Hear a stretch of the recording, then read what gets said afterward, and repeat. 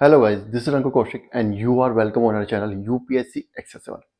आज का हमारा टॉपिक है एक्स्ट्रा ट्रॉपिकल साइक्लोन्स, जिनको कि हम टेम्परेट साइक्लोन्स भी बोल देते हैं।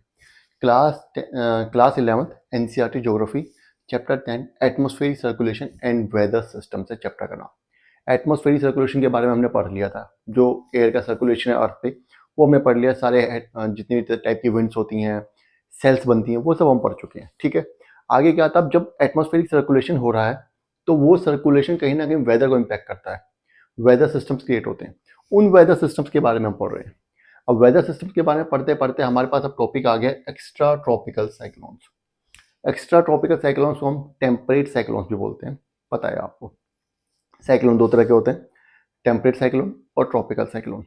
Temperate cyclone extra tropical cyclone, और जो कि टेम्परेट रीजन में बनते हैं, ट्रॉपिक्स से बाहर जनरेट होते हैं, और ट्रॉपिकल साइक्लोन जो ट्रॉपिक्स में जनरेट होते हैं, ये हमें पता है। ठीक है, लेकिन एक्स्ट्रा ट्रॉपिकल साइक्लोन के बारे में पढ़ने से पहले हमें ये तो पता होना चाहिए कि एक्चुअली साइक्लोन बोलते किसको हैं।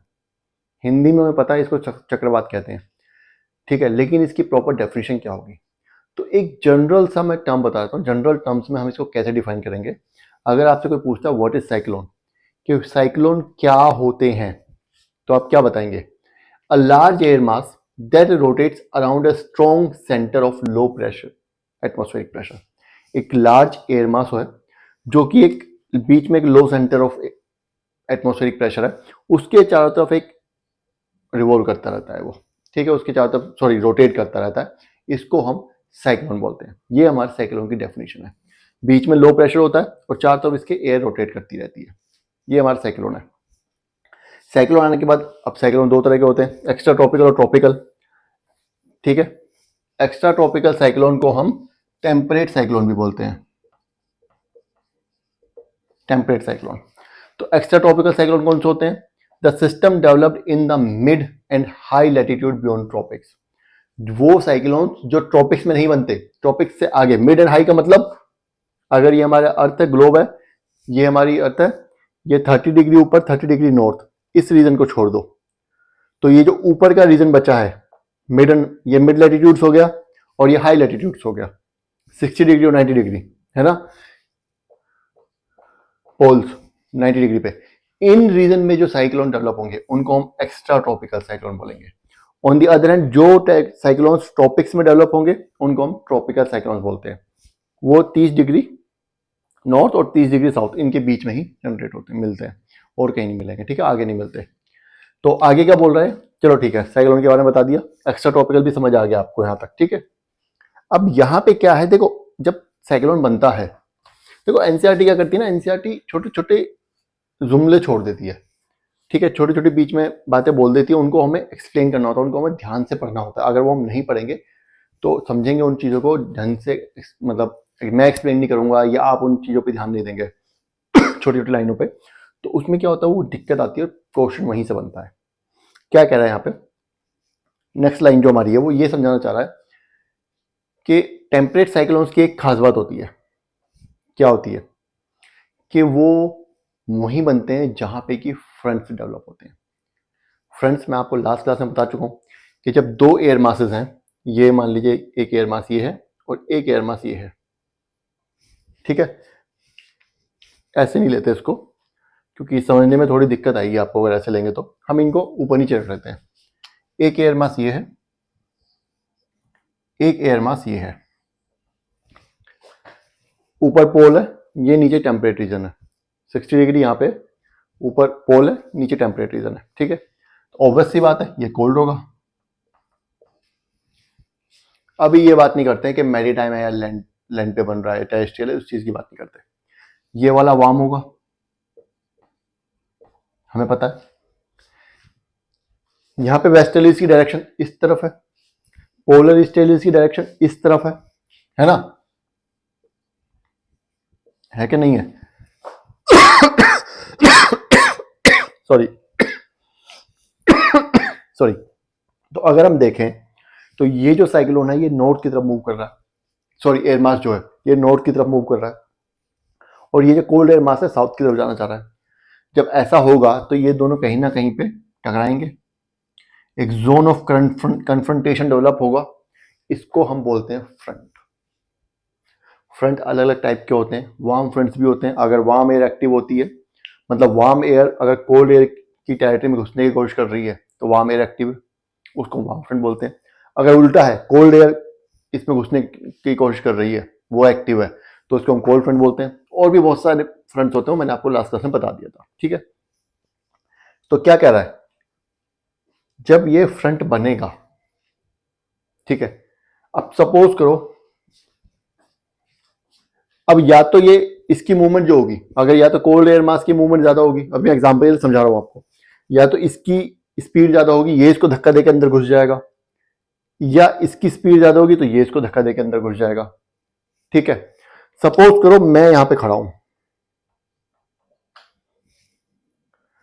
और ये फ्रंट डेवलप हो गया और ये इस तरफ मूव करने लग गया, कोल्ड एयर की स्पीड ज्यादा है मान लेते हैं।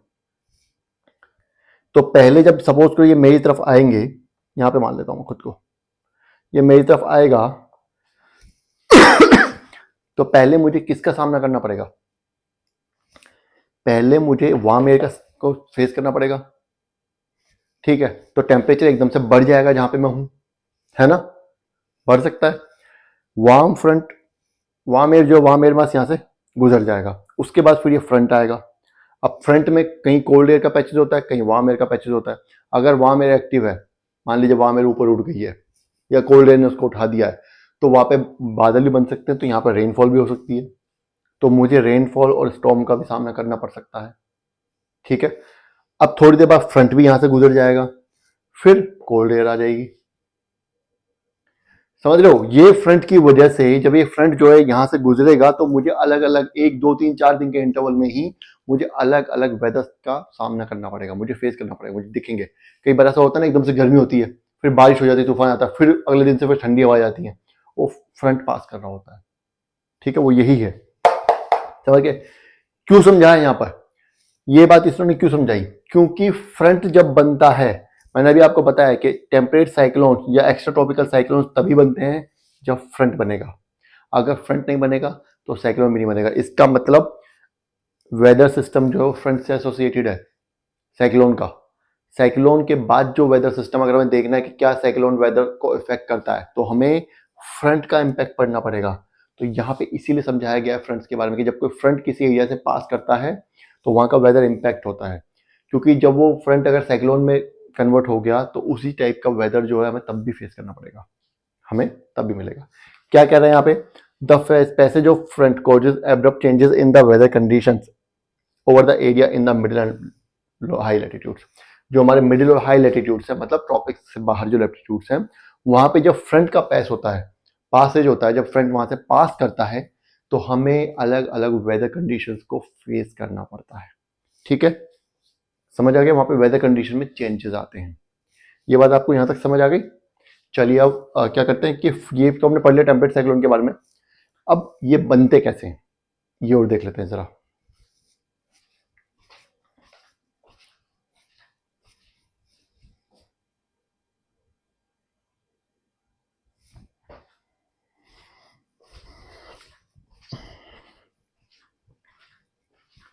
चलिए अब पढ़ते हैं हम एक्स्ट्रा ट्रॉपिकल साइक्लोन की फॉर्मेशन के बारे में कि वो कैसे बनते हैं, मैकेनिज्म क्या है उसका फॉर्मेशन का।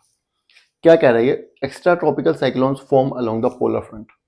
पोलर फ्रंट हम पढ़ चुके हैं क्या होता है, पोलर रीजन में बनता है, ठीक है, जहाँ पे टेम्परेट रीजन का से वार्म एयर मास आता है और पोलर रीजन से कोल्ड एयर मास आता है। ये हमारा मान लीजिए, ठीक है, ये हमारा कोल्ड एयर मास है, ये हमारा वार्म एयर मास है, ठीक है।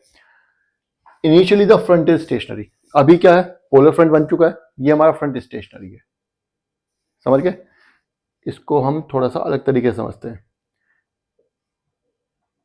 ये हमारी कोल्ड एयर है और ये हमारी वार्म एयर है, ये हमारी वार्म एयर है, समझ आया यहां तक।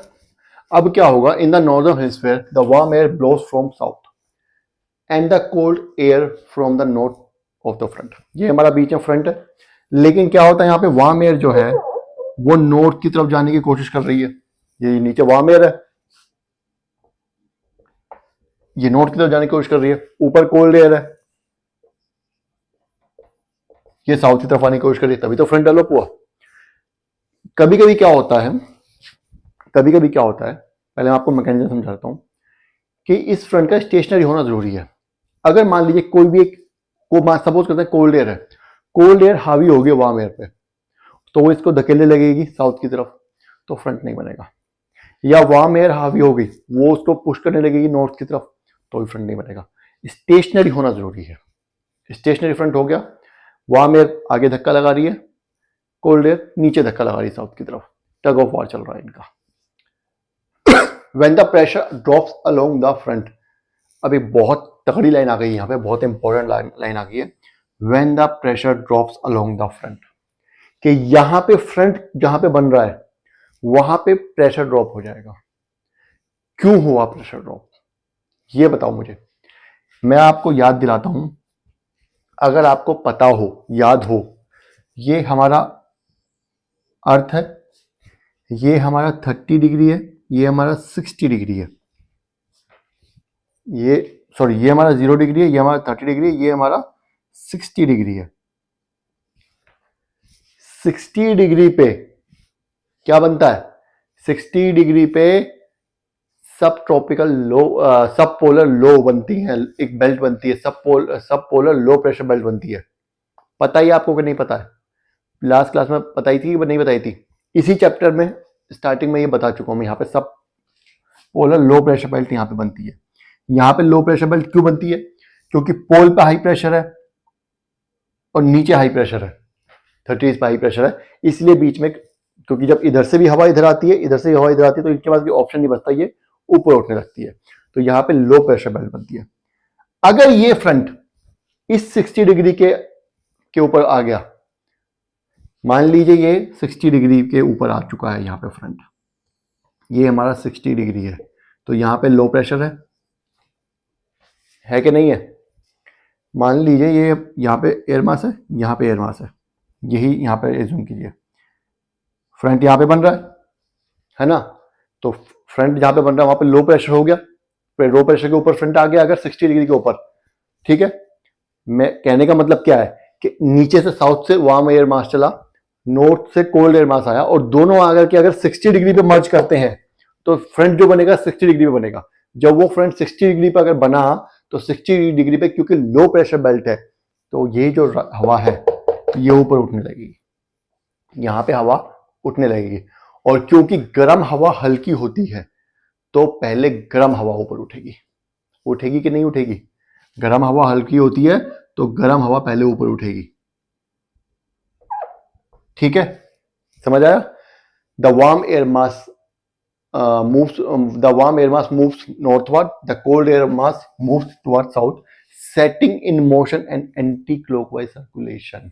कैसे होगा, यहाँ पे लो प्रेशर बेल्ट बन रही है, तो वार्म एयर मास जो ऊपर की तरफ, इधर की तरफ आना स्टार्ट करेगी, वार्म एयर मास ऊपर आएगी, ऊपर की तरफ उठना स्टार्ट करेगी, तो क्योंकि यहाँ पे वैक्यूम बन चुका है तो उधर से कोल्ड एयर मास इधर आ जाएगा, वार्म एयर मास इधर जाने की कोशिश कर रही है, कोल्ड एयर मास इधर आ जाएगा।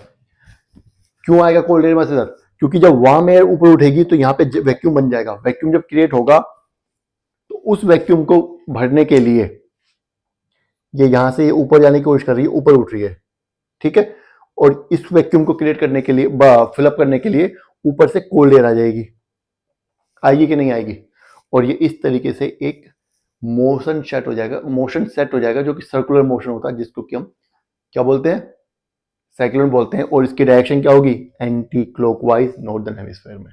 अगर यही साउथर्न हेमिस्फीयर में बनेगा तो क्योंकि वेस्टर्लीज की और पोलर स्टेलिस की डायरेक्शन अलग हो जाएगी, तो इसलिए यही क्लॉकवाइज डेवलप हो जाएगा। एंटी क्लॉकवाइज मतलब क्लॉक से उल्टी डायरेक्शन में चलता है ये। समझ आ गया यहां तक, समझ आया। कहने का मतलब बस इतना है कि वार्म एयर जो है वो ऊपर उठ रही है, आगे बढ़ रही है, कोल्ड एयर इस रीजन में घुसने की कोशिश करती है, पीछे से और वार्म एयर आएगी, उस रीजन में घुसेगी ऊपर जाने के लिए ऑब्वियसली। तो इस तरीके से एक सर्कुलर पैटर्न ड्रॉ हो जाता है, जिसकी वजह से यहाँ पे साइक्लोन डेवलप होता है, ठीक है। आगे क्या बोल रहा है, the cyclonic circulation leads to a well developed extra tropical cyclone with a warm front and a cold front. ये अब लोचा आ गया, क्या कह रहा है ये कि साइक्लोनिक क्या बोलते हैं, साइक्लोनिक डेवलपमेंट तो हो गई है, साइक्लोन तो डेवलप हो गया है, साइक्लोनिक सर्कुलेशन डेवलप हो गई है, लेकिन यहां पे अब वार्म फ्रंट भी बनेगा साइक्लोन में और कोल्ड फ्रंट भी बनेगा। क्यों होता है ऐसा? ऐसा इसलिए होता है कि यहां से जब वार्म एयर जो कोल्ड एयर की टेरिटरी में जाएगी, ऊपर तो जाएगी लेकिन कुछ एयर जो है, क्योंकि यहां से ये कोल्ड एयर इधर आ गई है, यहां से कोल्ड एयर क्या इधर आ गई है, जब ये कोल्ड एयर इधर आ गई तो यहां भी तो वैक्यूम बन गया है, यहां भी जगह खाली हो गई है, तो यहां से क्या होगा, यहां से कोल्ड वार्म एयर जा करके इसको फिलअप कर देगी, करेगी कि नहीं करेगी? तो अब क्या होगा, इसकी वजह से क्या हो रहा है, यहां पे दो फ्रंट बन जाएंगे, जो ये वार्म एयर कोल्ड एयर की टेरिटरी में घुसी है, तो वो यहां पे वार्म एयर एक्टिव है, तो यहां पे वार्म फ्रंट बनेगा। ये कोल्ड एयर वार्म एयर की टेरिटरी में आई है, यहां पे कोल्ड एयर एक्टिव है, तो यहां पे कोल्ड फ्रंट बनेगा। समझ गए? अब क्या हो रहा है, वार्म एयर के आगे कोल्ड एयर है और पीछे कोल्ड एयर है कि नहीं है? तो बीच में क्या, इधर हाई प्रेशर है, पीछे हाई प्रेशर है, आगे हाई प्रेशर, बीच में लो प्रेशर है, वार्म एयर और जल्दी ऊपर उठेगी। ये फर्स्ट स्टेज है, यहां पे साइक्लोन हमारा डेवलप हो चुका है। ठीक है, अब आगे क्या होता है ये मैं आपको बताता हूं।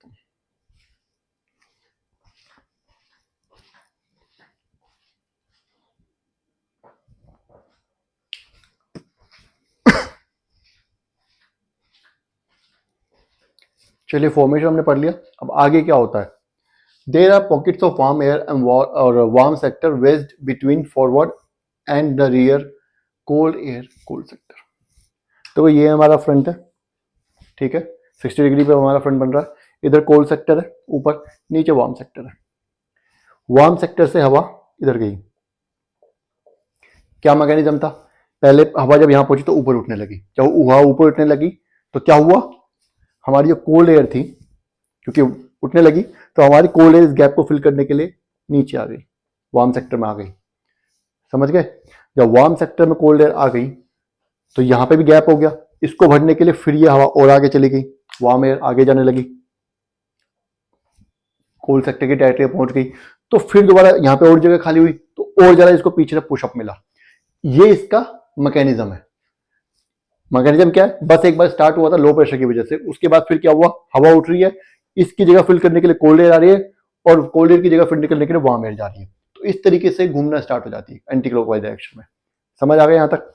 अभी क्या कह रहा है, ये तो हो रही है, ठीक है, लेकिन यहां पे दो फ्रंट्स बन रहे हैं, यहां पे बनेगा वार्म फ्रंट, यहां पे वार्म फ्रंट एक्टिव है, यहां पे बनेगा कोल्ड फ्रंट जहां पे कोल्ड एयर एक्टिव है। ठीक है, अब यहां पे एक बात नोटिस करने वाली है, क्या, कि ये जो एयर जहां वार्म फ्रंट बन रहा है, यहां पे वार्म एयर है, ठीक है, इसके आगे ये रीजन तो कोल्ड कोल्ड एयर मास का है ना, इसका मतलब इसके आगे जो सारा रीजन है ये कोल्ड एयर का है, यहां पे सब कोल्ड एयर है, ये सब कोल्ड एयर है, और ये कोल्ड एयर यहां भी आ रही है, तो थोड़े टाइम बाद एक इस तरीके का बन जाता है कि इसके आगे भी कोल्ड एयर है और इसके पीछे भी कोल्ड एयर की पॉकेट बन चुकी है, अब ये बीच में सैंडविच हो चुकी है वार्म एयर। समझ आ गया? यही इसने यहां पे बोला कि pockets of warm air and warm sector west between forward and rear cold air और कोल्ड सेक्टर, आगे भी कोल्ड एयर पीछे भी कोल्ड एयर, बीच में वार्म एयर फंस गई। The warm air glides over the cold air, अब क्योंकि वार्म एयर हल्की है तो वो कोल्ड एयर के ऊपर चढ़ जाती है। ऐसा करेंगे तो क्या होगा, एंगे sequence of clouds appear over the sky, अगर ऐसा होता है तो क्लाउड्स बनने स्टार्ट हो जाते हैं, और जब क्लाउड्स बनने स्टार्ट हो जाते हैं तो फिर क्या होगा, वार्म फ्रंट के आगे क्लाउड्स बनने स्टार्ट हो जाएंगे ahead of a warm front and causes precipitation, और जिसकी वजह से बारिश होने लगती है, जब फ्रंट्स आते हैं तो उससे थोड़ा पहले बारिश होने लगती है। इस वार्म फ्रंट से आगे यहाँ पे क्लाउड्स बनेंगे क्योंकि वार्म एयर ऊपर चढ़ने लगेगी कन्वेक्शन की वजह से। अभी हम क्लाउड्स के बारे में पढ़ेंगे आगे, कन्वेक्शन एयर क्या होती है, कन्वेक्शन रेनफॉल क्या होते हैं, पढ़ चुके हैं, बता चुका हूं मैं आपको।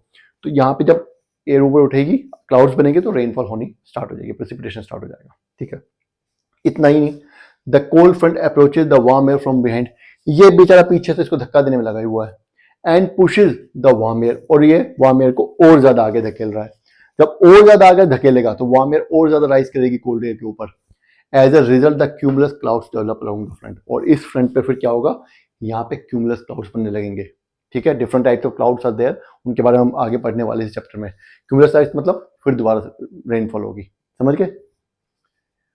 The cold front moves faster than the warm front ultimately overtaking the warm front. अब इतना सब ये सब तो चल ही जाए, चलते चलते क्या होता है थोड़े टाइम बाद अब वार्म एयर उतनी ज्यादा एक्टिव नहीं रहती, कोल्ड एयर ज्यादा एक्टिव हो जाती है।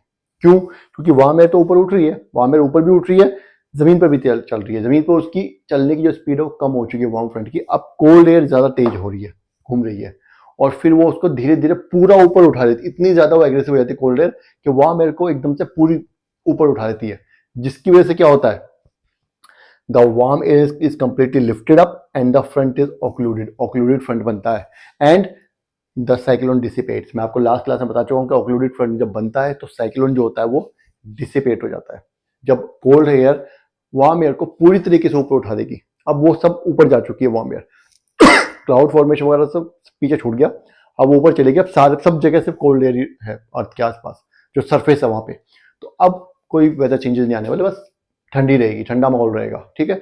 तो क्या होता है उसमें फिर साइक्लोन जो है वो डिसिपेट होने लगता है, साइक्लोन वैनिश हो जाता है धीरे धीरे, ठीक है। तो ये आपको समझ आ गया यहाँ पे।